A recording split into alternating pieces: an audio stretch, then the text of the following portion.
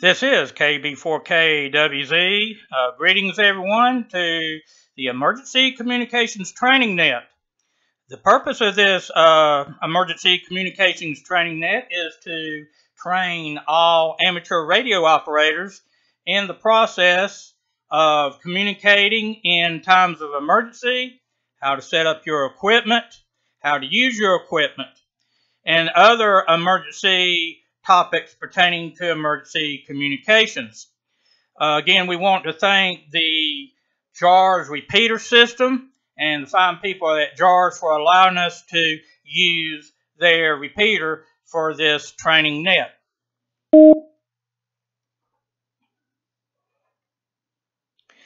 Again, this evening,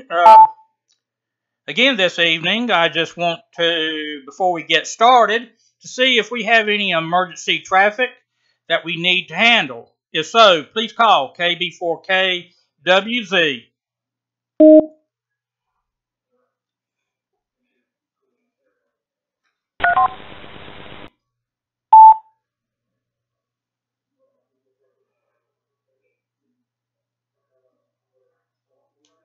Okay, this is KB4KWZ, nothing heard. I want to also recognize the people who checked in this evening on EchoLink. Not counting myself. The net is pleased to recognize KB4GKI, Jimmy, up in Wilkes County. Also, the net is pleased to recognize, let's see here, November 1, Whiskey Charlie Oscar. He's checking under the W1AEC repeater. Also, the net is pleased to recognize KI4 Juliet Mike Juliet Derek. And also, the net is pleased to recognize Alpha Foxtrot 5 X-Ray Papa Chris, the DEC, Aries DEC, I believe down there in the fine state of Texas. And also, the net is pleased to recognize Kilo Oscar 4, Charlie Bravo Norm, down here in Raxall, one of my neighbors here. So we have these fine stations checking into the net.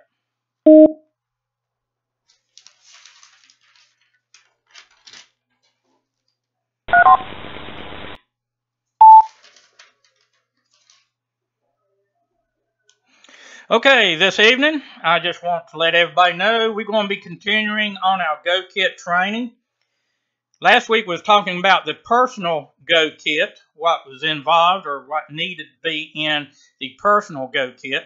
Tonight we're going to be mainly talking about what we need in the equipment Go Kit when we are deployed to an incident.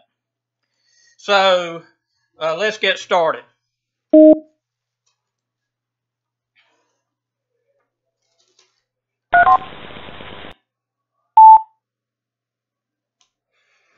Okay, when we get deployed or get the deployment notice orders, main thing we need to really do is to listen for the deployment details. That will tell us a whole lot what we need in not just only in our personal Go Kit, but also in the equipment Go Kit. Depending on where we be deployed or what agency we'll be deployed under, they may not want you to bring any equipment. They probably already have the equipment there. So, again, that's the reason why pay very close attention. And two, they will also tell you what they want you to do or what they expect out of you. Maybe you might be deployed to a shelter or to an evacuation center. So that will tell you a whole lot what you need in radio equipment.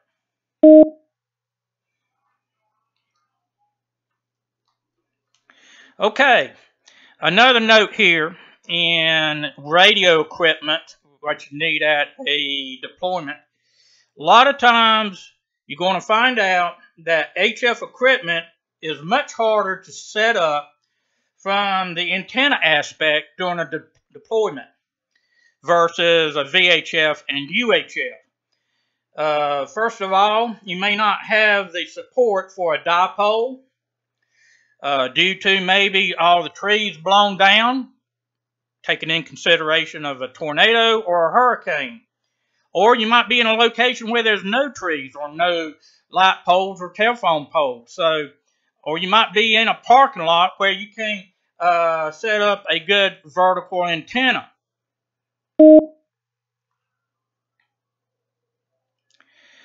Another thing too is they do make one of these portable buddy poles for HF equipment, but last time I've checked, and I know some out here might correct me if they had improved over it. They don't have 80 meter or a 40 meter buddy pole. So again, that's what makes using an HF out in the field a little more challenging.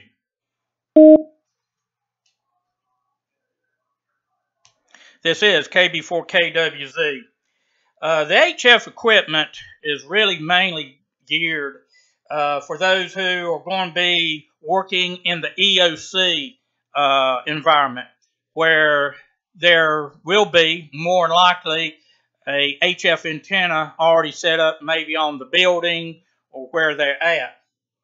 And stations out in the field are probably going to be using, or I won't say probably, they more likely will be using the VHF and UHF radio to probably relay messages into the EOC.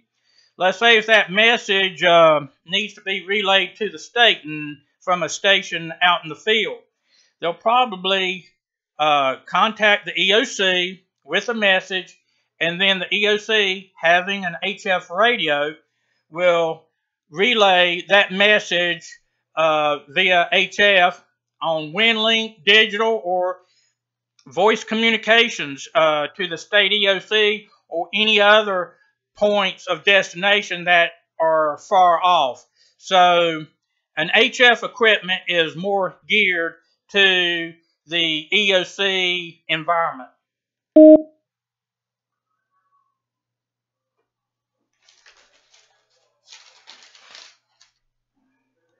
Okay, next on the equipment radio go kit, as we mentioned before, we mentioned about the VHF and UHF radio. They highly required to have a dual band radio. So you might think if you don't have one and planning to deploy, you may want to think seriously about getting a dual band radio that can handle not only VHF but also UHF. You want to have a good gain antenna. Also a portable antenna that can be set up like on a tripod and can be taken down very quickly if you need to move. Also, you want to have auxiliary power source, backup batteries. I wouldn't recommend to be carrying a generator. Main thing in deployment, you want to try to travel as light as possible. A lot of times where you're going to be set up, they may already have a generator.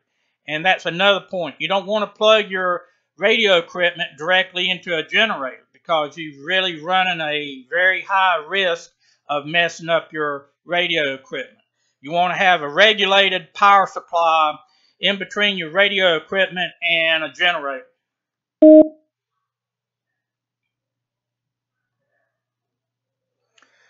Another item, you want to have good writing material. You want to have a notepad. I suggest a legal size notepad, ink pens, and even good pencils. Also, you want to have any comfort or safety items along with you. And also, what is not, I noticed where I was getting this information from, they did not include one item, is you want to have your FEMA forms. You want to have the ICS 213 general message forms, and you also want to have the ICS 214 activity log so that you can log down everything that you do, how many messages that you received, how many messages that you processed, or any other situations that you may have run into, like any successes in way you set up, or any problems that you may run into. Remember, if it's not in writing, it never did happen. Let's just remember that.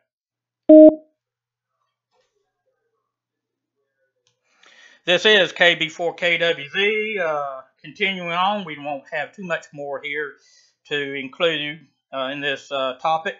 Another thing you may want to have is, let me rephrase that. You need to have identification. Of course, that includes your driver's license, mainly you need to have your radio license with you. Now, used to, we'd have to carry any FEMA ICS courses certificates, but with modern technology, with the internet, basically they can look that up. So you really don't need to have that on you. If you do want to keep it on you, what I did on my end, it was I took all my ICS certificates and I condensed them down to the size of a driver's license, and I put them in a clear plastic holder. So I can stick that in my pocket and take that with me, just in case somebody wants to see something, which more than likely won't happen.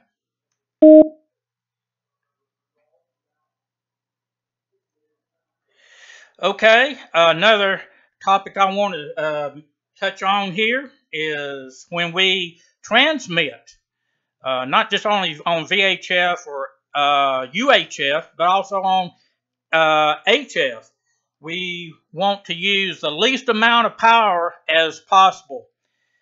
Saying that will keep the airways a little bit cleaner, and mainly it will help to conserve on battery power, and mainly on battery power, because really there's no need to transmit, let's say, 60 watts, whereas you can get the job done on 5 to 10 watts. Now, of course, you can get a little bit too weak where it will affect your communications. You'll become scratchy and maybe be breaking in and out.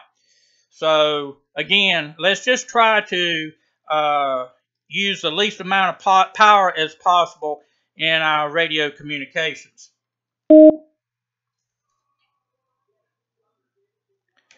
Okay, this is KB4KWZ. Let me just recap here. Mainly on the radio equipment, let's make sure we use a dual band radio with a good switching power supply, a good portable antenna system that we can set up or take down very quickly.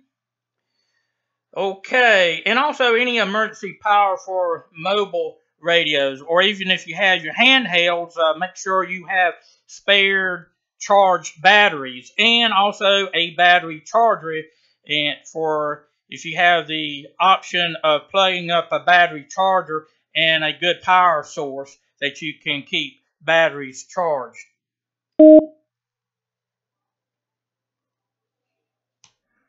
Another item may need to be considered is have a hands-free headset if you can. That will help to cut down on any disturbance to anybody else around. I can attest to that. I have been deployed in the EOC several times, and there's going to be more people there around you than just yourself. So you don't want to disturb anybody else with the incoming traffic from the radio. So it's always good to have a hands-free headset where you can hear the radio traffic. And the only thing people around you will hear is you transmitting. And when you transmit, let's try to keep the voice and audio from yourself down as much as possible. You got to take into consideration other people that may be around you. You might have fire communications around you. You might have police communications around you. You might have EMT communications around you. You want to take in consideration other people that will be working around you, and you don't want to interfere with them.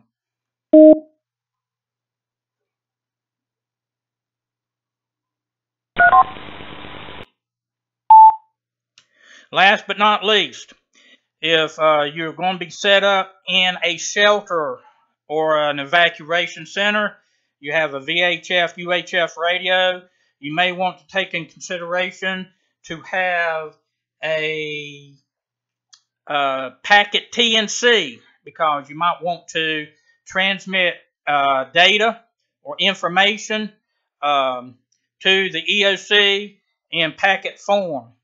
Right now, the WinLink system has developed a packet WinLink RMS Express, so you can get packet messages onto the WinLink system very quickly. So you might want to take in consideration in having that capability. Okay, that is the topic I'm going to cover this evening, and let's go down the list here and get everybody's comments. And when you comment, if you have been deployed before, please let us know what type of equipment that you used, what you have learned, and what type of equipment you need at a deployment. We'll all be interested in finding that out. Okay, up on the list here is KB4GKI, Jimmy, up there in Wilkes County. Good evening, Jimmy. I know that you have a lot of information here. I know you have worked very diligently with the American Red Cross and have deployed with them on several occasions. The mic is yours.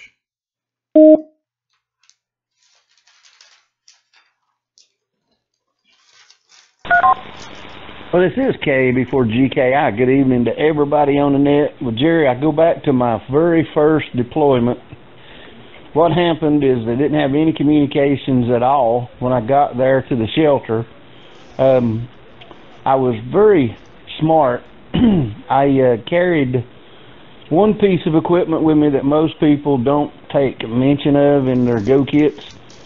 And that is, I took an extra 50-foot piece of coax.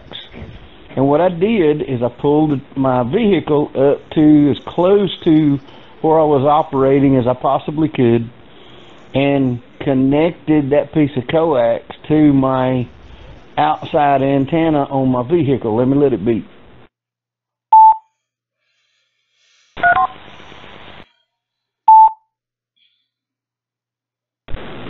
And of course, ran the coax in, connected it to a HT that I had at the time, and operated just fine. I was able to make some long distance repeaters, or rather long distance, not really long distance, but they're a pretty good ways away from the affected area, so we were able to do that. So everybody always remember in your go kits for your radio equipment and stuff, barrel connectors and at least a 50-foot piece of coax. You could probably use more, but 50 feet's a good length to carry with you, and you want good quality coax as well. But I got another comment on setting up HF if you're in a shelter situation. Let me let it beep again.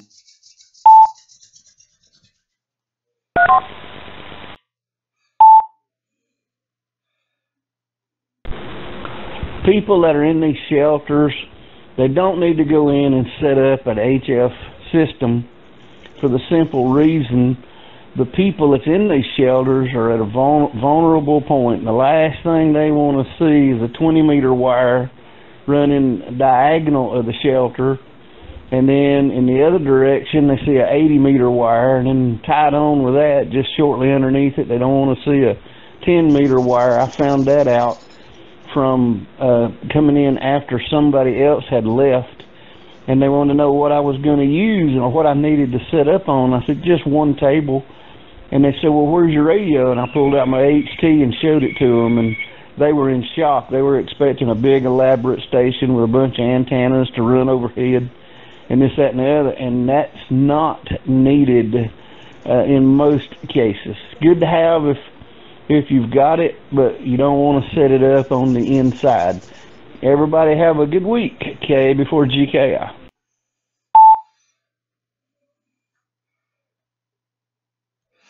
KB4 GKI, this is KB4 KWZ. Well, you brought up a good point.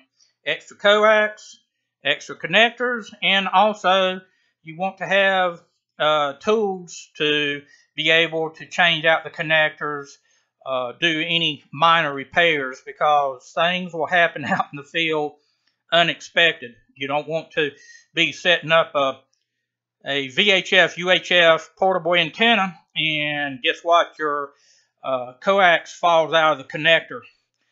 You want to be able to have a little repair kit where you can repair that on the spot. So you want to be prepared just for those type of situations. Good to have you on the net this evening, Jimmy, and we'll probably be getting back with you here very shortly. Okay, next up on the list here is KI4JMJ. Good evening, Derek.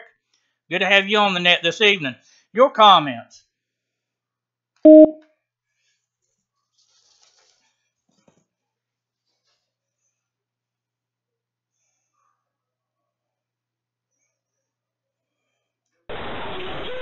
Good evening, Jerry, and everyone on the net.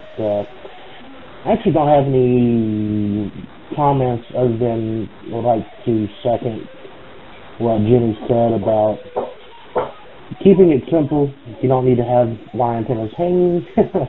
You don't, because a lot of times in the local areas you're going to already have enough power out of an HT to make it to the EOC or to another station to relay it to the EOC. Just like I said, just agreeing with him on that, and always make sure you have spare fuses and other parts. Hope everyone has a good night, and I'll turn it back over to you, Gary, 7-2.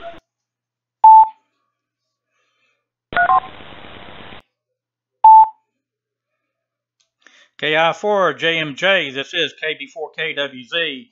Well, thank you very much, Derek, and I totally agree with you. There's an old saying goes, kiss it. Keep it simple. And that's right, I agree with Jimmy too. You don't want to have a bunch of wire going everywhere.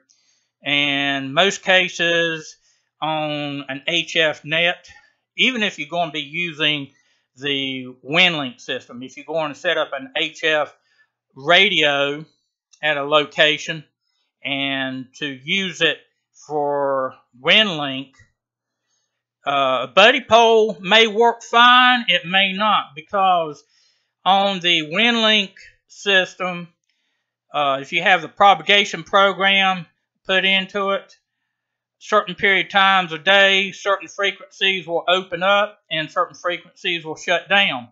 You may be able to use the buddy pole for a little bit, and then maybe depending on the time of day, that buddy pole is useless and that HF radio is not doing you too much of any good. So basically, the VHF and UHF dual band radio is what you really need to have.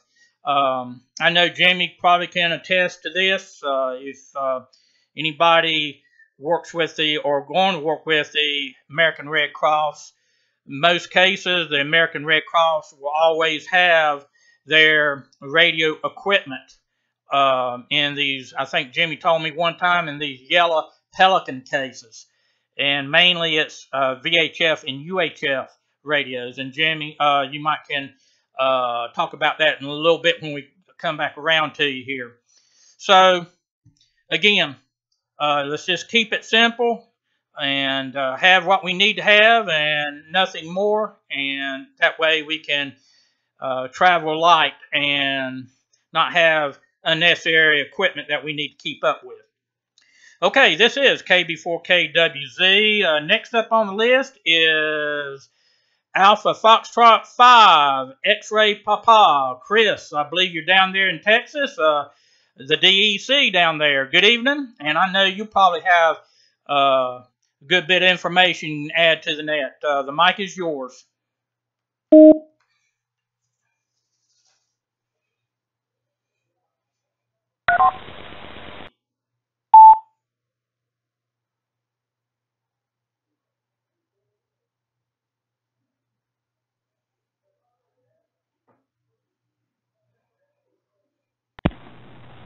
Sorry about that. I hit the wrong button. I disconnected. But yeah, just a little correction. I'm in Louisiana, not Texas. But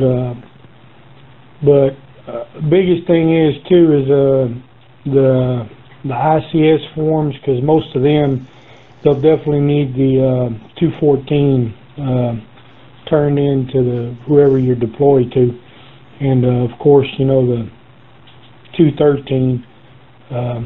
We actually have a training exercise we're going to be doing this month coming up, and we're going to be doing some simulating and doing the 213s with through WinLink and stuff. But and also on your TNC deal, they have one gentleman that wrote a program that works with WinLink, to where you can use the SignalLink interface to a VHF radio. You can do packet and stuff without having to spend elaborate money on expensive TNCs. And on HF antenna situation, like my truck, I carry a 20-meter whip built on my truck, and then all I do is run the coax to it, like the other gentleman was saying. But anyway, that's about all I have. Thanks for calling, Annette, and good evening to everybody. This is F5XP, back to net control.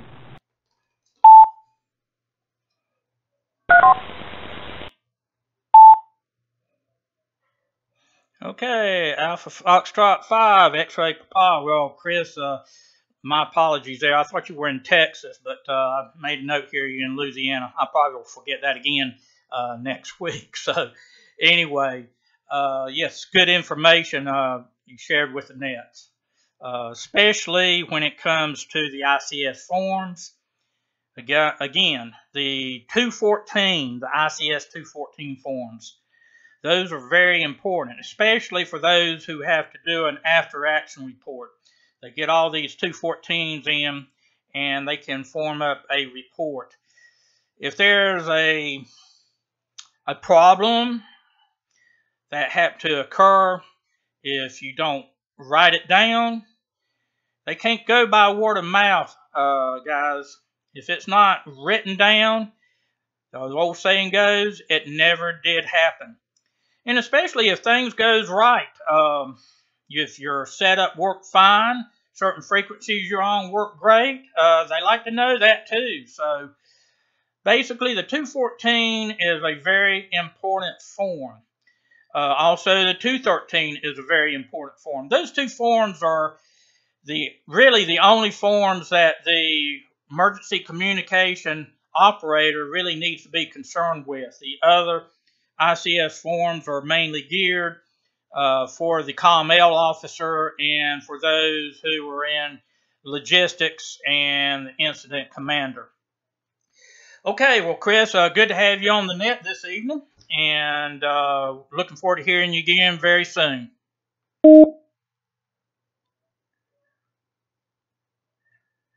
Okay, next up on the list here is KO4CB, our good friend Norm. my neighbor down here in Waxhaw. Good evening, Norm. Your comments for the net.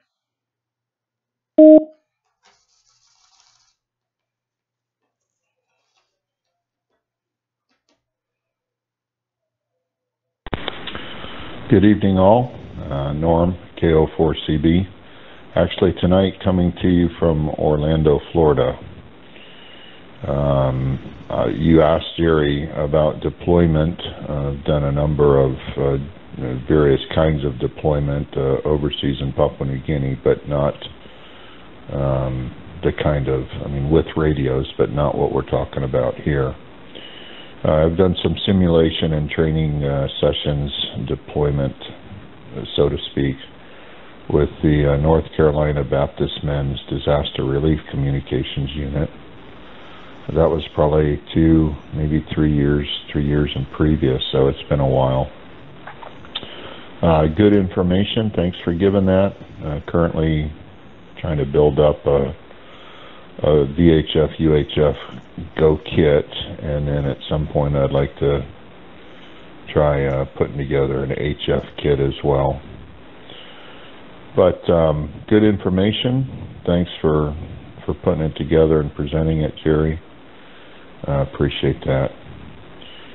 I'll stand by and we'll see if we go around again, and if I have anything more pertinent, I'll put it out. Thanks, Jerry, and good evening to all. KO4CB, currently in Orlando. All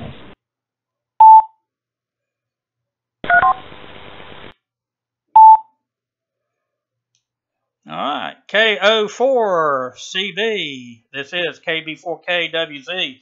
Well, thank you very much, Norm, for taking the time to check in with us from down there in Orlando, Florida. Well, I wouldn't expect anything less. You got a great signal in here this evening.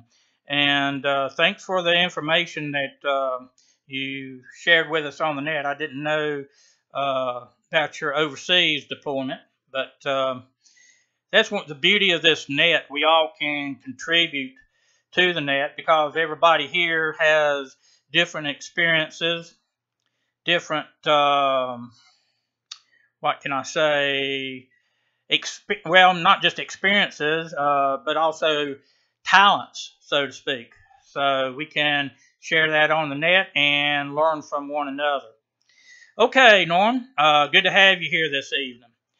Next up on the list is KD4STT. Good evening. Glad to have you on the net this evening. The mic is yours.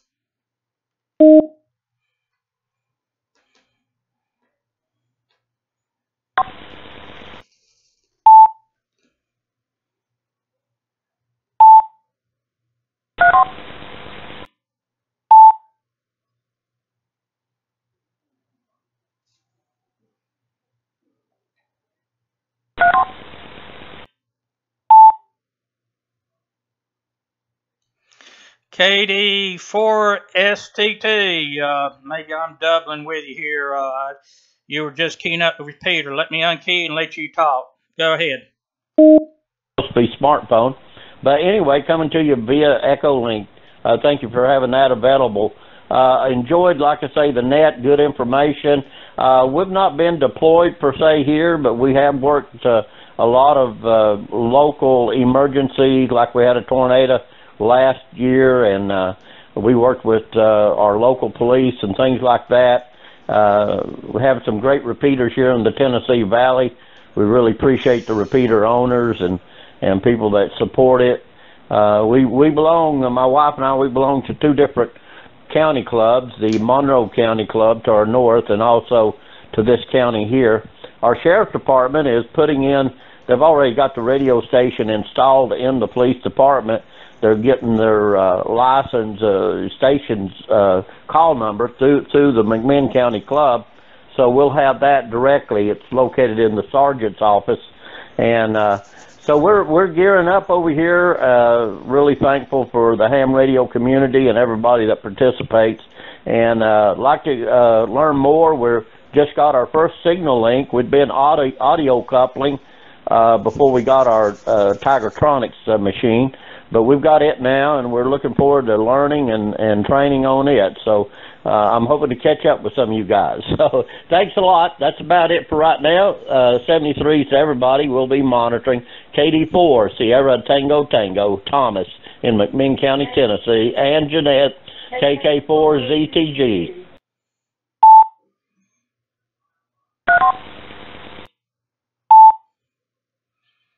Okay, KD4STT, this is KD4KWZ. Well, Thomas, good to have you on the net this evening. Yes, get the word out over there to the other members of the club or clubs that you're a member with that we're here every Saturday night at 9:30. The more people we have on here, the more we can learn from one another. But anyway, yeah, good information that you shared with the club, with the net this evening. And I also advise those who are not members of any clubs or any Aries clubs, if you have the opportunity to do so, please do it. That way you can be involved in any Aries events, and you can learn firsthand on site from others. Okay, good to have you on the net this evening, Thomas, and I believe your fine wife there. Glad to have her on the net this evening. Okay, let's see. Next up on the list here is, let me look at my notes here. Yes, November 1, Whiskey Charlie Oscar. I know you're showing up as W1AEC. So good evening, have you on the net. Your comments.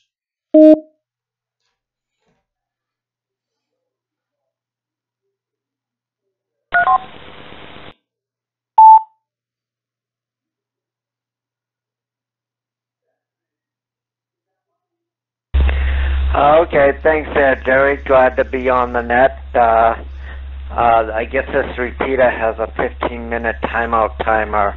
That's why it logged off automatically after the repeater goes idle for 15 minutes and got disconnected there for a short period there.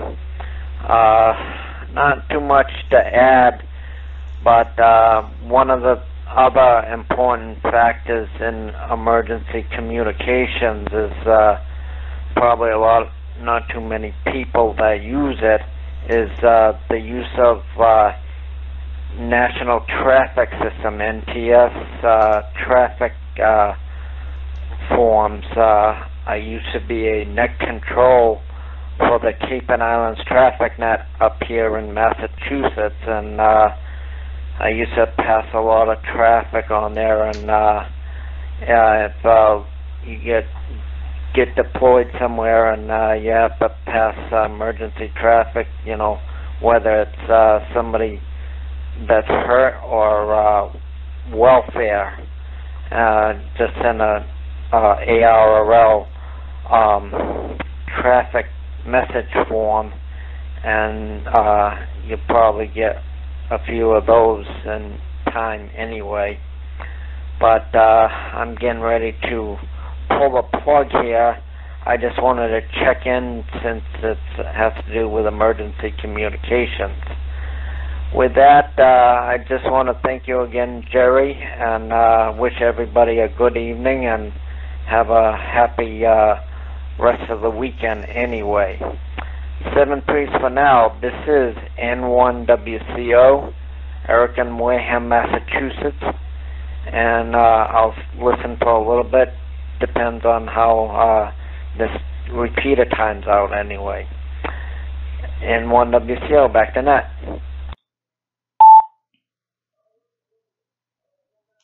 Okay, N1WCO, this is KB4KWZ. Glad you brought that up, the NTS traffic forms. Let me make a little point here. They're great, okay? The NTS traffic forms, they're mainly good, and I found this out, especially working with FEMA and with working with actual incidents.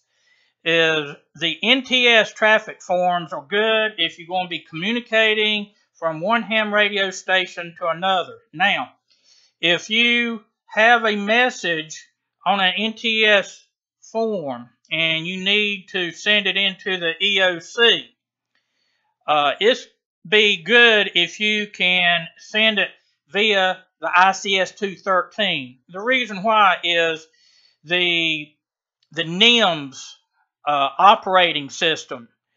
They want to have everything standard, and part of the ICS 213, that is a general message form.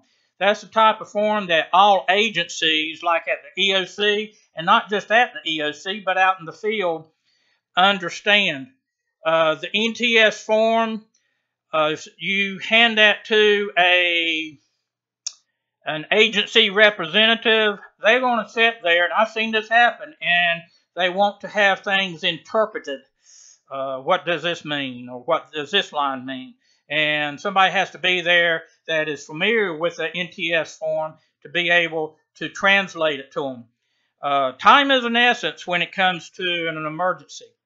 So, saying that, the NTS form is a good, you might say, in-house form to relay messages from one ham radio station to another. But when we have to contact the EOC or send that message to an agency, they need to have it in the ICS 213. So, yes, we all need to be familiar with the NTS form, but at the same time, we need to be familiar with the ICS 213. So I'm glad you brought that up. We'll probably be discussing that a little bit more in detail in future training here. Glad to have you on the net this evening, and please get the word out to other people you know that are ham radio operators that we're here every Saturday night at 9:30. So have yourself a good week, and yeah, just hang tight. I believe I'm going to go back to KB4GKI here for a final comment.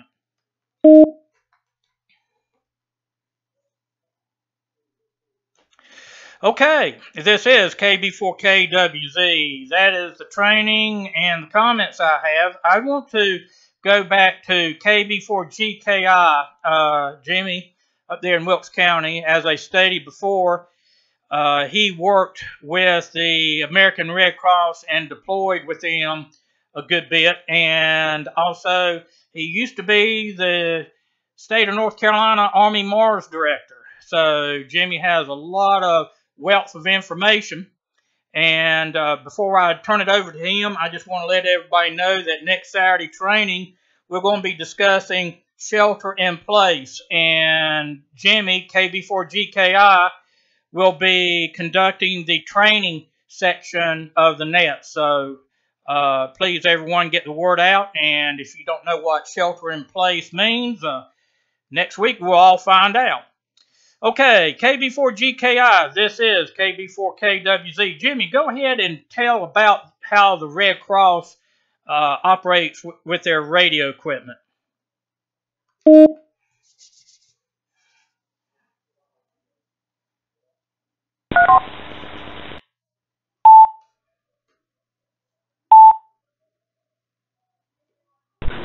This is KB4GKI. Well, first of all, if you are a Red Cross volunteer and the technical side of things is of your interest, you can take a course called DST, or another way of saying it is Disaster Services Technology.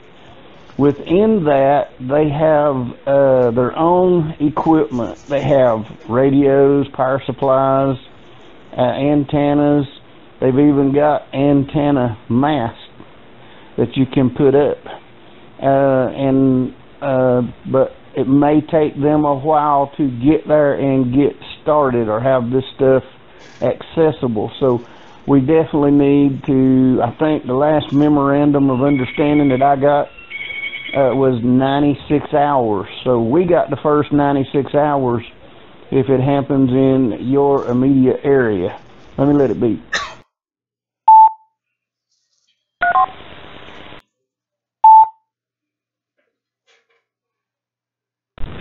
once they are there, DST is there and gets set up, and that equipment will probably be available because they usually order quite a bit of it.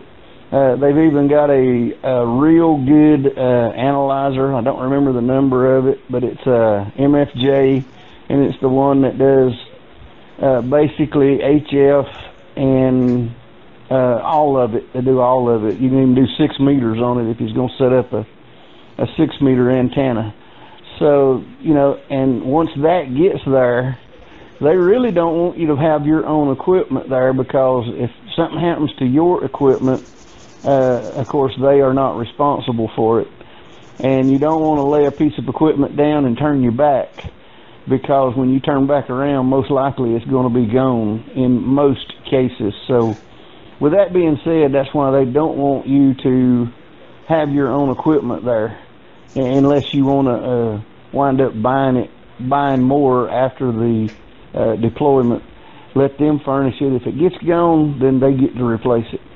But that's basically the way it works with the Red Cross, and hopefully everybody will consider either working with an organization like the Red Cross, Salvation Army, or something of that nature, and be able to be real active. K before GKI.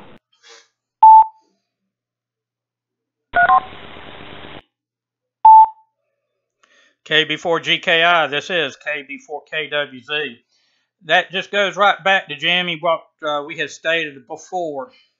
We don't self-deploy, because basically an agency will be deploying under, they'll put us in a location where more than likely it'll be a little bit safer. And if we happen to have our own equipment, then chances of it walking away may be reduced drastically. If we self-deploy, we may be putting ourselves in a location where not only our equipment disappears, unfortunate things may happen to us. So I still want to I know I'm overstressing it, but I have been watching, and the bulletins that FEMA has been putting out, also Department of Homeland Security have been publishing for this past week about Hurricane Maria and other hurricanes. And they keep on stressing, do not self-deploy. And it's not that they're being mean. They're trying to protect everybody. And two, you don't want to become another incident on top of the incident that's already taken place. So just a little bit of tidbit of good information there. Okay, that's all the information I have this evening. Does anybody else have any other comment that they want to share with the net? If so, call KB4 KWZ.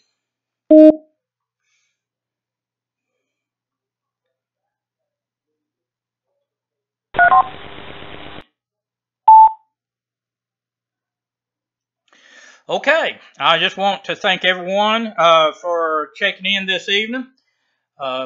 Please feel free to check our website. That is Echo Mike, Charlie, Oscar, Mike, November, Echo Tango.org. That website will have a lot of information on there, and there's a reference page. I don't know what I have it called, a resource page. And I'm going very soon put a PDF form on there that I took the training from, or pulled the notes from, for this tonight's training. So y'all get to see, they have pictures of different type of radio equipment go stations. Please mark on your calendars to be here next Saturday night at 9:30. Our good friend Jimmy up in Wilkes County, KB4GKI, will be conducting the training session on shelter in place. That's probably a term that very few people ever use, but it's a very valuable training that we all need to go over on. And Jimmy used to be the State Army Mars Director, I know I was also the training officer with him in Army Mars at the time, and we did a lot of training on shelter in place. So please tune in next Saturday night for that topic. Also, I just want to let everybody know that tonight's training is going over live, streaming live over YouTube. I want to thank the people at YouTube allowing us to use their system in this training. So if you want to go back and listen to this, you can do that by going to our website. Up there at the top, they'll have a YouTube click on button, so you can click on that and listen to the net. Okay, this is KB4KWZ. I want to thank everyone again for checking into the net this evening. We had a great net this evening. I've learned a lot. I hope everybody did also. Everybody have a good evening. And again, we want to thank our good friends down there at JARS, allowing us to use the JAR repeater system. This is KB4KWZ. Closing down the net and signing clear. Everybody have a great week. Out.